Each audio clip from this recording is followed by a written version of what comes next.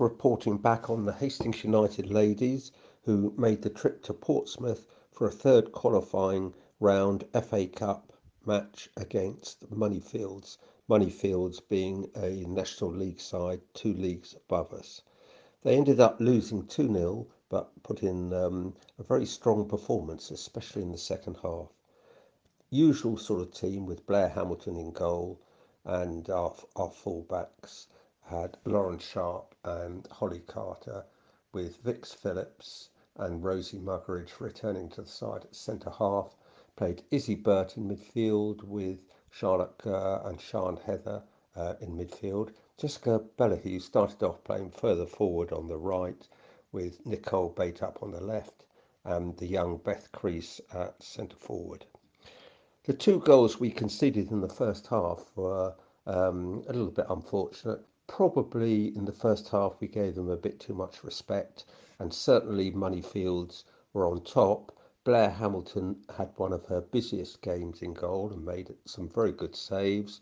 She's particularly good throughout the match at playing like as a sweeper role and coming out and clearing, but she had to be at her best in the first half. Second half, Hastings were much better. Then we got into the game. We made use of our young loanee from Brighton, Ruby Harris, who came on for Holly Carter. Brooke Nicholson-Rogan came on for Nicole Bate up during the half, and later on the young Nia Staton came on as well. And we created lots of chances. It's more end-to-end in the second half, and we had 2 goals disallowed for offside. One did look offside. One in particular that Beth Crease scored looked as though it came from a cutback from the left wing. So as the ball was played back, she just played it into the net.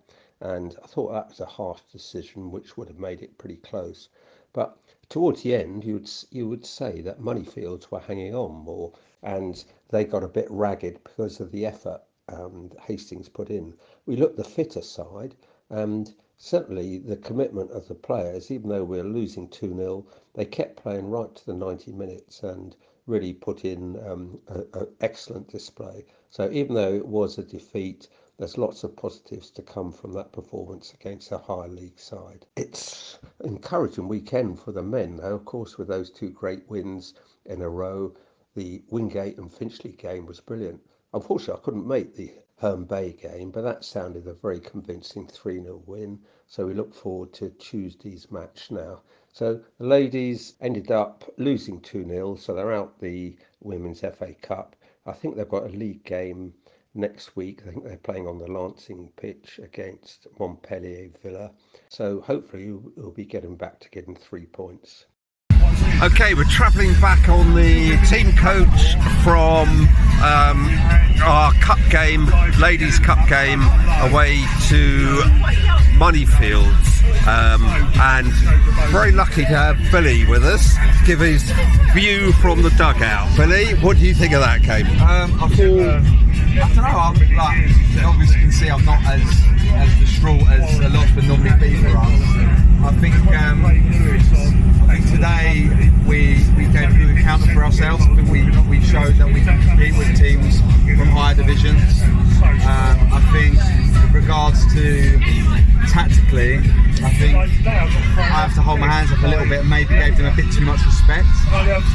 With regards to our first half, we stuck deeper, we played a mid-block rather than kind of going at them like we did. We normally pressed high, and we pressed really, really high, and looked to win the ball in the final third and kind of get good turnovers. And today, we kind of gave them a bit of respect and let them play from the back, hoping to catch them in the middle, but it didn't happen. It didn't happen for the first 25 minutes. But saying that, if you look at the goals we conceded today, they were very uncharacteristic. The corner for me, we'll look back at that and see what went wrong, but that shouldn't be happening. And then the own goal's the own goal. There's nothing you can kind of do about that. That happens in football sometimes, and I think it's just a great ball by their left winger. She's fizzed it across the box, and it could have gone anywhere. Just how unlucky for us that it went in the back of the net. Apart from that, I thought the second half we came out, we were more aggressive. We went back to what we know best, pressed high. Had from what I hear, a goal ruled off offside that was legitimately a very frustrating. And I think in the second half we have to be honest and say we were the better side, and the better side against a team that is currently unbeaten in the National League. From a spectator's point of view, Billy, I thought we were great because we kept going all the way through, and in the second half we put in a fantastic shift, and it's great. That goal, was it one? I thought the cross from the left was pulled back. Yeah. Was it Beth Crease put it? Yeah, Beth put it in the back of the net. She was absolutely fuming. Yeah. And for the right reason, really. Yeah. But the team really kept going really well against it. Who were a good side, lots of good players, but there's lots of positives from that, and I thought the spectators really enjoyed the effort the girls put in. Yeah.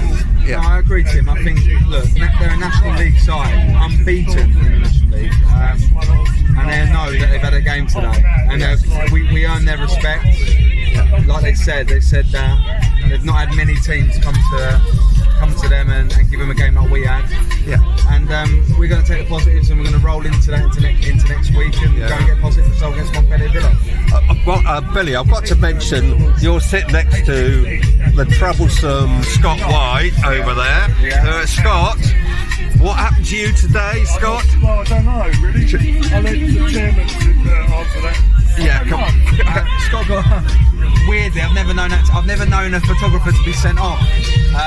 Not literally by the referee, but by tea lady. Said that no one's allowed to be behind the pitch. So yeah, Scott got in trouble at half time, then come and sit in the dugout, which was very unusual for Scott. But it wasn't right really. But Scott does a great job for the club as a photographer.